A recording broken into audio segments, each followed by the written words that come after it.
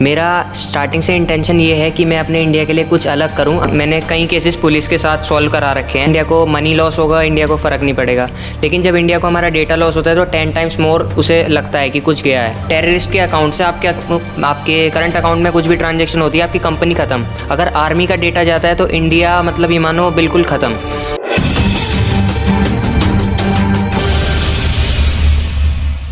Subscribe button दबाएं, लाल वाली घंटी दबाएं और फिर वीडियो को देखना शुरू करें। तो इस वक्त हमारे साथ मौजूद हैं यंगेस्ट एंटरप्रेन्योर, जिन्होंने एक ऐसा सॉफ्टवेयर बनाया है जो आपकी आंखें तो चौंकाई देगा, साथ ही साथ भारत की बैंकिंग सेवा के अंदर में एक बहुत बड़ा बदलाव भी लेकर आएगा। और महज 19 साल के ये हैं। चलिए इनसे बात करते हैं। क्या आपका नाम है? मेरा नाम प्रशांत है और मैं MIT में बीटेक सेकेंड ईयर में हूँ। मैंने एक फायरवॉल डिज़ाइन की है जिसका नाम है साइबर वॉल। मेरा स्टार्टिंग से इंटेंशन ये है कि मैं अपने इंडिया के लिए कुछ अलग करूँ। आपको पता होगा इंडिया में आज तक कोई भी फायरवॉल इन्वेंट नहीं हुई है, तो मैंने सोचा कि क्यों दुनिया में कोई क्यों नहीं कर सकता इन्वेंट, हमारे इंडिया में कोई क्यों आगे इस चीज़ में नहीं बढ़ सकता। तो मैंने इस चीज़ को पकड़ा और मैंने इसे बनाने की ट्राई करी। अब मेरी जर्नी स्टार्ट होती है जब मैं 11th क्लास में था। जब मैं 11th क्लास में था तो एक हमारी गवर्नमेंट की वेबसाइट हैक हुई थी पाकिस्तानी और बांग्लादेशी हैकर्स की तरफ से। उसकी वजह से हमारा इंडिया को डेटा बहुत लॉस हुआ था। आपको पता है इंडिया को मनी लॉस होगा, इंडिया को फ़र्क नहीं पड़ेगा, लेकिन जब इंडिया को हमारा डेटा लॉस होता है तो 10 टाइम्स मोर उसे लगता है कि कुछ गया है। नहीं, डेटा लॉस तो बहुत बड़ी बात है, क्योंकि अगर मैं डेटा लॉस की बात करता हूँ तो आपने सुना होगा कि फेसबुक से लेकर और गूगल तक के भी डेटा जो हैं वो लॉस हुए थे।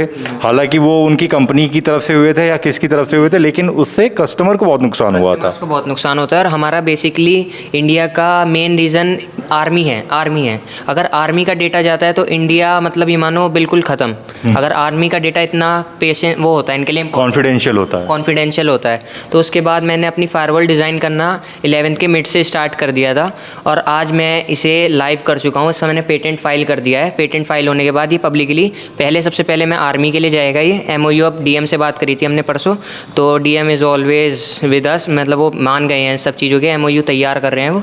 तो ये सारी चीज़ें उन्होंने हमसे बात करी थी। और अब हमारी जो फायरवॉल है वो करती क्या है मैं आपको बताता हूँ। बेसिकली फायरवॉल सबसे पहला रीज़न है फायरवॉल का, वो डेटा प्रोटेक्ट करती है। फायरवॉल का मतलब होता है एक तरीके की लेयर बनानी। जैसे मेरा फ़ोन है, अब मेरा फ़ोन है तो आपने कोई लिंक भेजा इस पर हैकिंग वाला, अब मैंने उस पर क्लिक कर दिया तो मेरा सारा डेटा गया, सारा A to Z मेरी बैंक डिटेल आपके पास गई। अब मेरी फायरवॉल क्या करती है, इसके बिहाइंड एक फायरवॉल मतलब लेयर क्रिएट कर देती है। आपने इधर से भेजा, वो मिरर की तरह सन की लेयर को रिफ्लेक्ट कर देगी। तो हमारी फायरवॉल ये काम करती है सबसे पहले आपका डेटा सिक्योर करने के लिए। उसके बाद आती है बात हमारी पेमेंट की। पेमेंट में कैसे रोक सकती है हमारी फायरवॉल, जैसे कि हमारे वो जो पेमेंट वो लॉस होती है, वो सबसे पहला मेन रीज़न होता है थ्रेड वायरस। जब किसी डिवाइस में थ्रेड या वायरस आता है उसके बाद वो उसकी सारी चीज़ें यूज़ कर सकता है। अगर मेरे फ़ोन में एक ऐप है या 100 ऐप है, वो थ्रेड की वजह से हम 100 की 100 ऐप यूज़ कर सकते हैं। उसके बाद जब हमारी प्रोटेक्शन लेयर लग जाएगी तो ना वायरस आएगा, ना वॉर्म आएगा, ना रैंसमवेयर आएगा। उसके बाद मतलब उस प्रोटेक्शन की वजह से आपकी सारी डेटा सिक्योर रहेगी। और हमारी फायरवॉल ये भी आइडेंटिफाई करती है कि अगर कोई मतलब पेमेंट हो रही है तो वो फर्स्ट मतलब रिसीवर और सेंडर दोनों से रिक्वेस्ट मांगती है कि आपको मतलब ये होता है कि आपको पता होगा बड़ी जैसे NOCs होती हैं, MOU मतलब बहुत सारी बड़ी होती हैं वेबसाइट वो कंपनीज़, तो उसमें ये दिक्कत होती है कि इलीगल ट्रांजैक्शन ना हो जाए। जैसे मानो टेररिस्ट है और आपकी कोई कंपनी है, अगर टेररिस्ट के अकाउंट से आपके करंट अकाउंट में कुछ भी ट्रांजैक्शन होती है, आपकी कंपनी ख़त्म, आपको जेल ले दिया जाएगा।